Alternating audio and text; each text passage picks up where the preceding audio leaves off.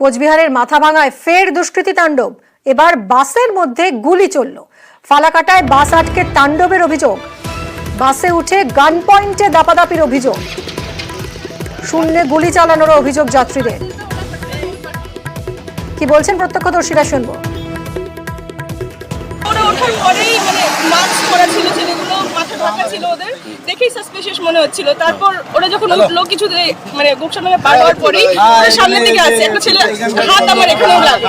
ওরা এগিয়ে আসলো, আসার পরেই ওরা মানে ফায়ারিং মানে বন্দুক দিয়ে করছে, ফায়ারিং করলো। একটা ছেলে কুড়ুল নিয়ে দাঁড়িয়ে আছে, বলছে কেউ যদি চিৎকার করো তাহলেই মারবো। মানে খুবই ওরা ইয়ে করছিল। তারপরে ওরা ফায়ারিংও করলো।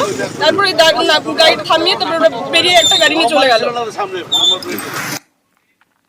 কোচবিহারের মাথাভাঙায় ঘটেছে এই দুষ্কৃতী তাণ্ডবের ঘটনা। বাসের মধ্যেই চলল গুলি। ফালাকাটায় বাস আটকে তাণ্ডবের অভিযোগ। বাসে উঠে একেবারে গান পয়েন্টে দাপাদাপির অভিযোগ। শূন্যে গুলি চালানোর অভিযোগ করছেন যাত্রীরা।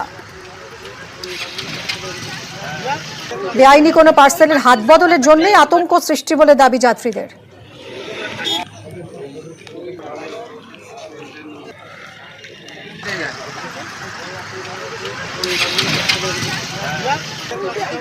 ওই পার্সেলটা ওরা